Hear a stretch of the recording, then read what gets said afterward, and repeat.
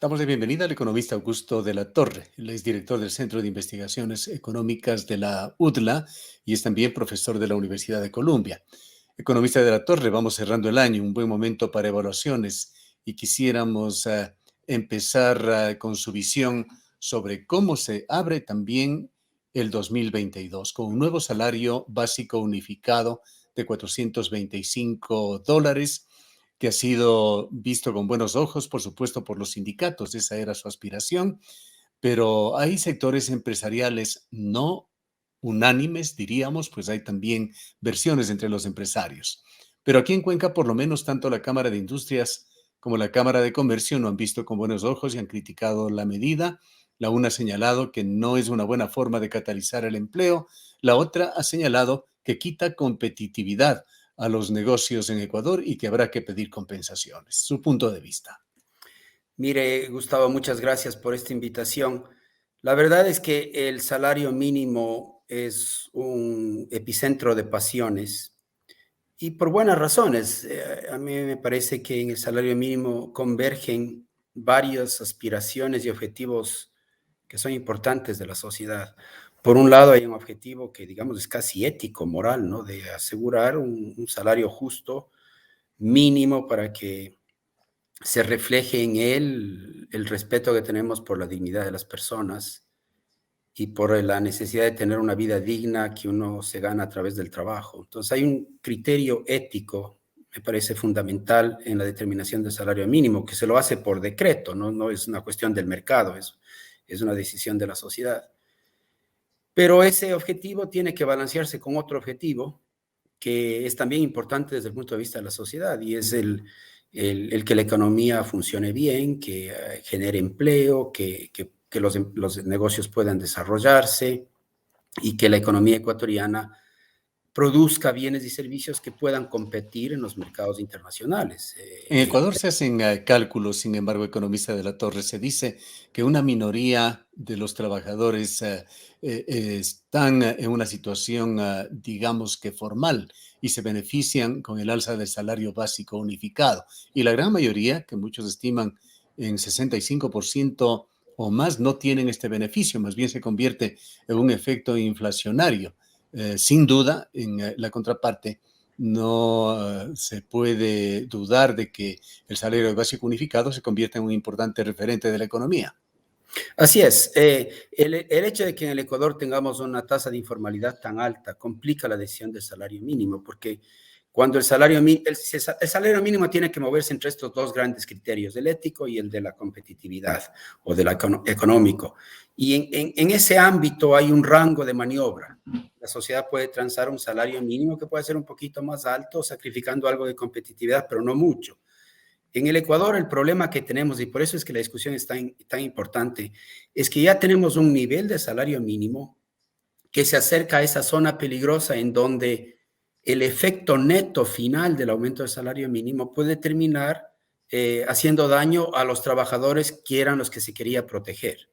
Uno puede imaginarse varios canales a través de lo cual eso puede pasar. Entonces, en el Ecuador estamos en esa zona de peligro y a mí me preocupa que no estemos discutiendo con suficiente vigor el hecho de que no queremos estar en esa zona de peligro. Queremos estar en una zona en donde los aumentos de salario mínimo nos ayuden a respetar la dignidad de la gente, pero por otro lado no nos hagan daño a la economía como un todo, especialmente al trabajador. Entonces, por dónde puede venirnos, digamos,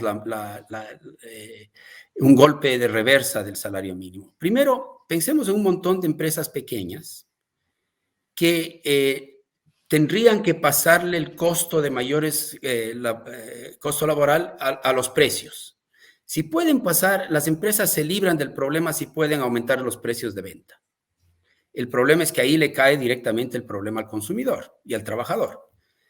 Hay algunas empresas grandes que pueden absorber el aumento del salario mínimo porque reducen un poco sus ganancias y les va bien. Las empresas grandes en particular pueden hacer eso. Las que están en dificultades enormes son aquellas empresas que no pueden pasar los costos a los precios de venta porque están en ambientes de mucha competencia. Entonces, si esas empresas pequeñas o medianas suben los precios, pierden negocio. Esas están más restringidas. o las empresas que trabajan en mercados internacionales. Los floricultores, por ejemplo, no determinan el precio de las flores, ese precio se determina en los mercados internacionales. Entonces los floricultores no pueden pasar el precio a sus clientes internacionales, no pueden pasar a través de mayores precios el costo, el mayor costo laboral, y a lo mejor están con una situación de márgenes de ganancia tan estrecha que no pueden absorber esos costos y empiezan entonces a reducir su personal, a despedir personal, o las empresas pequeñas que incluso venden en el mercado doméstico, a lo mejor tienen que volverse informales. Esa es la zona de peligro. Y hablando Y de sabemos estos que escenarios y estos factores exógenos, Ecuador, si no nos equivocamos, por lo menos por el momento, va a tener el segundo salario básico unificado en América. ¿Qué significa esto? ¿Qué efectos trae? tenemos un país en donde los costos de producción son altos. Y tenemos ahí otra trampa que también es muy difícil resolver. Por un lado, somos un país caro. Al ser un país caro, el trabajador pide un salario básico más alto.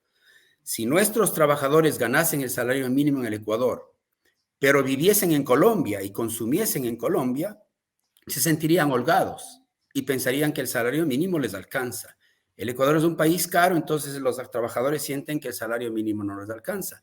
Pero es una trampa, porque somos caros en parte porque tenemos un salario mínimo demasiado alto. Una manera de medir si el salario mínimo está bien calibrado o no es compararlo con el salario promedio de la economía. Si uno compara el salario mínimo brasilero, por ejemplo, del salario promedio de la economía, el salario mínimo es un octavo, un décimo del salario promedio, es pequeñito. En Ecuador el salario promedio de la economía gira en torno a 700, entre 500 y 700 dólares por mes. Entonces tenemos un salario mínimo que está demasiado pegado al salario promedio y eso restringe la actividad económica. Creo que en este caso mi impresión, y habría que hacer los números, habrá que ver el efecto neto, ojalá me equivoque, mi impresión es que este aumento del salario mínimo puede cortarle las alas a la recuperación económica y ponerle en dificultades a ciertas empresas de tamaño pequeño y mediano que no pueden pasar a través de mayores precios de venta los costos mayores de la nómina. Y eso puede dificultar la reducción de la informalidad. Ese es el riesgo que tenemos. Lo que implica esto en buena política pública es que necesitamos hacer otras cosas que impidan este efecto negativo. Y esas cosas que hay que hacer pasan por las reformas que están pendientes. La reforma al mercado laboral, que es súper importante en este contexto, y cualquier otra reforma que nos ayude a dos cosas. A que los costos de producir en el Ecuador sean más bajos, porque el costo de transporte es más cómodo, porque la calidad del transporte mejora, porque la calidad de la electricidad es mejor, porque los puertos y los aeropuertos funcionan mejor. Cualquier cosa que nos ayude a que los costos de producción en el Ecuador sean más controlados y más bajos. Y cualquier cosa que nos ayude a atraer o a motivar inversión privada. Si el salario mínimo se vuelve otra, digamos, cortapisa a la inversión privada, también el efecto negativo puede ser, se puede materializar. Entonces, cualquier cosa que nos ayude a generar inversión privada, a bajar los costos de producción, podrían compensar los riesgos que se han introducido con un salario mínimo que es relativamente alto Ya. y tener un efecto positivo. Entonces, creo que Pero esa es la estas serían invitación que yo haría. condiciones que pueden o que pueden no darse con el escenario actual, asumiendo que no cambie mayormente. ¿Cuál es su balance sobre la decisión del presidente Lasso sobre el salario mínimo? Mire, como yo decía en un artículo que escribí, yo entiendo que hay razones políticas muy poderosas detrás de la decisión que él tomó. Tres razones. Primero, tenía una oferta de campaña y el presidente con buena razón quiere mantenerse fiel a las ofertas de campaña para asegurar la credibilidad de la gestión gubernamental. Entonces es un criterio importante que hay que tomarlo en cuenta. Seguro que lo tomó. La segunda es que estamos saliendo de una pandemia en la que el golpe en la población fue muy grande y de alguna manera, como en Colombia, que también hicieron lo mismo, subieron el salario mínimo bastante, la gente percibe esto como una especie de compensación ante las penurias que hemos pasado. Y en tercer lugar, hay un argumento que circula por ahí que a mí me parece que es medianamente válido y que es que un salario mínimo fortalece el consumo y la demanda interna y eso puede ayudar a la reactivación. Si es que los efectos negativos a los que yo me refería no se materializan, hay un efecto positivo ahí que ojalá no sea completamente neutralizado o opacado por los efectos negativos asociados a los altos costos de producción, las dificultades de las empresas medianas y pequeñas, las dificultades de las empresas que exportan y los problemas de competitividad. Entonces, en balance, es difícil para un economista decir lo que va a pasar, porque va a depender de cuál sea la magnitud relativa de estos efectos. Si el aumento del consumo y la demanda es el que domina o los problemas de competitividad son los que dominan. Yo tengo miedo de que sean los problemas de competitividad los que dominen, porque además, como somos un país caro, cuando la gente tiene más dinero en su bolsillo, gasta, pero ese gasto no necesariamente activa la economía local, sino puede ser que el gasto se vaya a importar, a importaciones, con lo cual estamos activando la producción internacional, no la local. Entonces, me temo que el efecto de demanda del cual se habla no sea el dominante y el más potente. Por eso mi recomendación al gobierno es, ya hicimos lo que hicimos por razones esencialmente políticas y promesas de campaña, está bien, evitemos que esto se vuelva en un problema, haciendo las reformas que tenemos que hacer y trabajando en el lado de la inversión privada y del mercado laboral. Segunda gran preocupación con la que empezamos los ecuatorianos en materia de economía, economista de la Torre, ¿cómo va a afectar la reforma tributaria? Reforma que se fue mucho más allá de lo que recomendaban organismos multilaterales. Así es. Mire, yo a la reforma tributaria le veo dos componentes. El uno me parece que es magnífico y es el componente de que por primera vez en el Ecuador tenemos una estructura de impuesto a la renta personal razonable.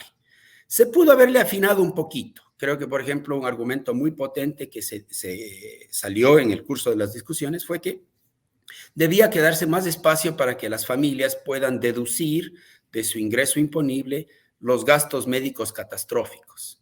Ese me pareció un argumento potente. Fue una pena que la Asamblea no lo haya podido introducir, forzándole al presidente a aprobar lo que se envió sin el enriquecimiento de la ley que pudo haber tenido en la Asamblea.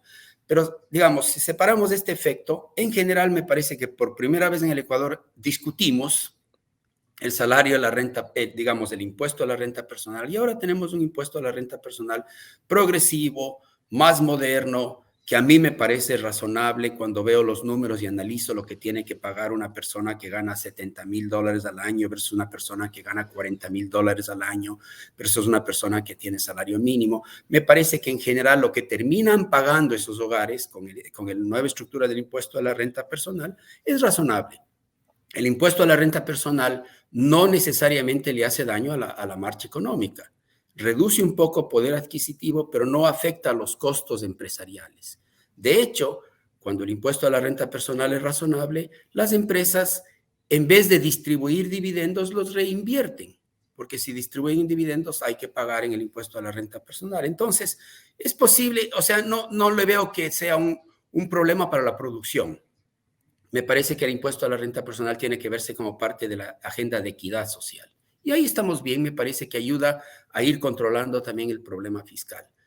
El impuesto al patrimonio, ese puede tener estragos más importantes económicamente hablando. La ventaja de ese impuesto al patrimonio que es temporal, solo afecta por 2 años y luego pasa, entonces, de alguna manera, las expectativas a mediano plazo de las empresas no se dañan. Entonces, en general, yo pienso que esta reforma al impuesto a la renta personal es saludable, es difícil. Ningún ciudadano le gusta pagar impuestos a la renta personal, pero el impuesto a la renta personal es una pieza fundamental, no solo del aparato económico de los países, sino de su contrato social, ¿no? De que la idea de que quien tiene más, paga más.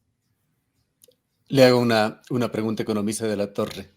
¿Para qué paga impuestos un ciudadano? Un ciudadano debería pagar impuestos para que mejoren la calidad, para que haya la cantidad y la calidad apropiada de servicios públicos y de bienes públicos, para que haya aire limpio, para que haya parques, para que haya justicia, para que la infraestructura funcione, para que la electricidad esté bien, para que para que haya transporte público apropiado, para que se puedan hacer buenas políticas públicas, para que el sistema financiero esté bien regulado, para que la Contraloría funcione.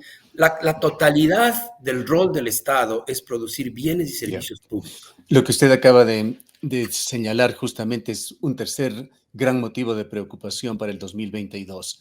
Un presupuesto del Estado que ha crecido significativamente. Usted le sigue con lupa al presupuesto. Presupuesto que bordea los 34.500 millones de dólares y, si no me equivoco en los cálculos, apenas con un 5% de inversión. Hoy acabamos de dialogar con un legislador de la provincia de La Suay. Tras una reunión con el Ministerio de Transportes y Obras Públicas, se ha valorado en más de 500 millones de dólares la necesidad presupuestaria para reparar las carreteras totalmente destruidas en esta provincia. El presupuesto no irá más allá de 30 millones de dólares. Y esta inversión que el Estado no propone presupuestariamente aspira a lograrla del sector privado. ¿Cómo ve usted este tema? ¿Cómo ve usted esta apuesta o esta expectativa que pone el gobierno de Guillermo Lasso en términos de inversión? A ver, dos puntos sobre esto, estimado Gustavo. El primer punto es que nosotros, una de las tareas más difíciles que tenemos en política pública es la reorganización del gasto público. Tenemos una estructura de gasto público difícil, ineficiente, que necesita una reforma profunda. Y esto no va a ser fácil. Lo que a mí me parece que es la buena noticia en esto es que en el acuerdo que hicimos con el Fondo Monetario, nos comprometimos a la reforma tributaria que ya pasó, ya es parte de la ley del país, y nos comprometimos para que en el siguiente y el subsecuente año nos dediquemos a bajar el total del gasto y a reestructurarlo internamente. Entonces, el desafío que tiene ahora el ministro de Finanzas y el gobierno es entrar en esa gran tarea que es muy difícil. Mis amigos economistas que no han hecho política pública tienden a simplificar el problema del gasto. Creen que es soplar y hacer botellas. Pero a mí me tocó vivir en la política pública y he visto de cerca en los gobiernos a quienes me ha tocado asesorar lo difícil que es reducir el gasto corriente, reorganizar a las instituciones, achicarlas, mejorar su mandato, someterles a evaluarles en base a los resultados. Todo esto es muy complicado. Entonces tenemos una enorme tarea. Espero que el gobierno se asesore bien internacionalmente para poco a poco, porque esto no va a ser de golpe, poco a poco reducir el tamaño del gasto a algo cercano a 30% del PIB. Ahora seguimos como en 35% del PIB. El presidente Correa los llevó a 44% del PIB, convirtiendo al Ecuador en el país que tenía el gasto público más alto en relación a su economía en todo el Ecuador y casi en el mundo. Entonces ya nos hemos bajado de 44% del PIB a un 36, 35% del PIB y tenemos todavía que seguirlo bajando y reestructurando. Gran tarea. La inversión pública. Ahí tenemos una diferencia los economistas.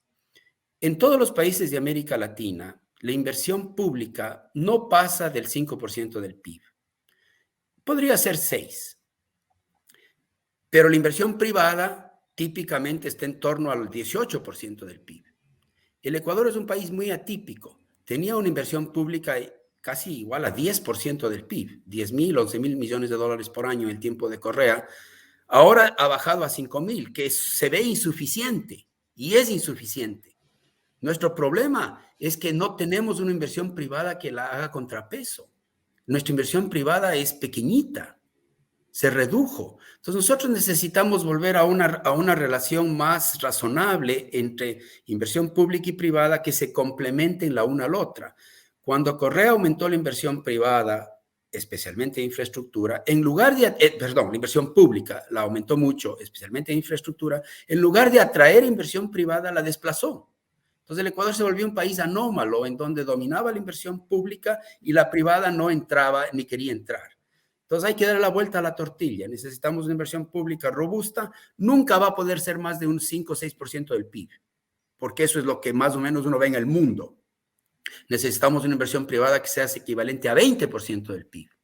Y ahí es nuestro problema. Nuestro problema fundamental está en que no hemos logrado hacer que ni el ecuatoriano ni el extranjero quieran apostar en el país, porque la inversión es una apuesta es una apuesta en que vale la pena jugárselas por un país que tiene perspectivas. ¿Pero cree que va a ganar esta apuesta el presidente Lasso?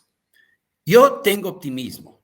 Cuando veo, digamos, el conjunto de los gobiernos latinoamericanos, ahora, no quiero que se le suba los humos al presidente Lasso, pero me da la impresión que ahora tenemos el mejor presidente de América Latina. Comparado, o sea, Ojalá. en términos... Ahora, necesita gestionar un país que es muy difícil de gobernar. Y una clave de este año, la clave de este año a mí me parece es hacer rotar las expectativas del inversionista en favor de apostar en el Ecuador y hacer que la sociedad valore la inversión privada. Recuerde usted que nosotros vivimos de un país muy izquierdoso. Yo era súper izquierdoso cuando era joven y pensábamos que el capital era, digamos, lo peor. Y cierto es que el capital puede ser una cosa muy fea, pero la inversión privada que genera capacidad productiva, que genera empleo, es algo que deberíamos dar la bienvenida.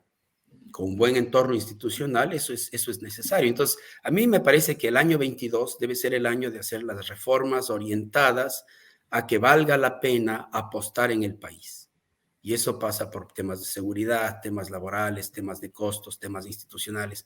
Pero creo que tenemos un presidente que es muy bien visto internacionalmente y un Ecuador que ahora tiene, digamos, una presencia internacional. Piense usted, por ejemplo, los compromisos del país en la COP26, en donde el Ecuador se comprometió a ampliar la zona de protección marítima de Galápagos, se comprometió con el presidente de Colombia, de Panamá y de Costa Rica a generar un corredor de protección marítima espectacular.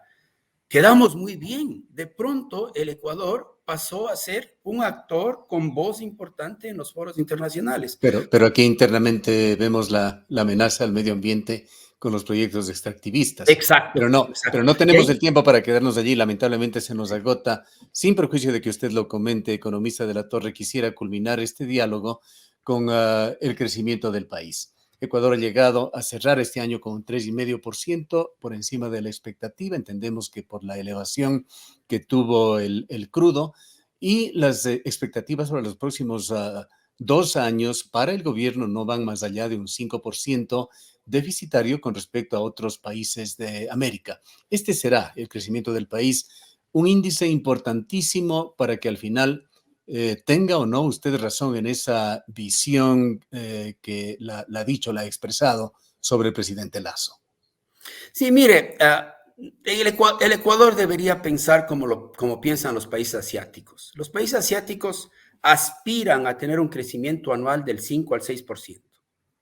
Y lo aspiran a tener no solo un año ni dos, lo aspiran a tener por 30 años.